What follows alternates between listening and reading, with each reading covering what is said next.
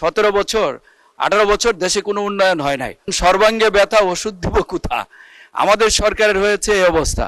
মাননীয় স্পিকার 1886 সালে আমার গফরগাঁও রেল স্টেশন নির্মিত হয়েছে।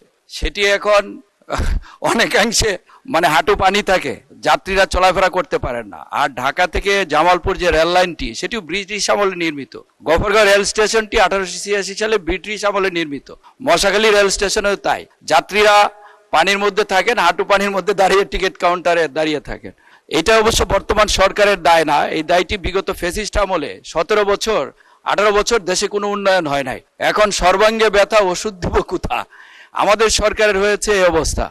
উত্তর সব বুঝা আমাদের সরকারের কাঁধে চেপেছে। আমি জানি 3 মাস খুব বেশি সময় না। আমি মাননীয় রেলমন্ত্রী দৃষ্টি আকর্ষণ করব যে ময়মনসিংহ ঢাকা থেকে যে জয়দেবপুর পর্যন্ত ডাবল রেল লাইন আছে, এরপরে সিঙ্গেল লাইন, অনেকগুলো ট্রেন দীর্ঘক্ষণ অপেক্ষা করতে হয়, তো সেখানে যাত্রীদের অনেক সময় নষ্ট হয়। জয়দেবপুর থেকে যে রেল লাইনটা ময়মনসিংহ পর্যন্ত, এটা ডাবল রেল লাইন করা। আর গফরগাঁও এবং মশাখালী যে রেল স্টেশন, সেটাতে যে হাঁটু পানি এবং উপরে টিন দিয়েও পানি পড়ে, মানুষ চলাফেরা করতে পারে না। সেই রেল স্টেশন দুটি সংস্কারের জন্য আমি আপনার মাধ্যমে মাননীয় রেলমন্ত্রী দৃষ্টি আকর্ষণ করছি। আমি অনুরোধ করব এই দুটি রেল স্টেশন নতুন যে বাজেটের যে বরাদ্দ, সেটার মধ্যে যেন অন্তর্ভুক্ত হয়।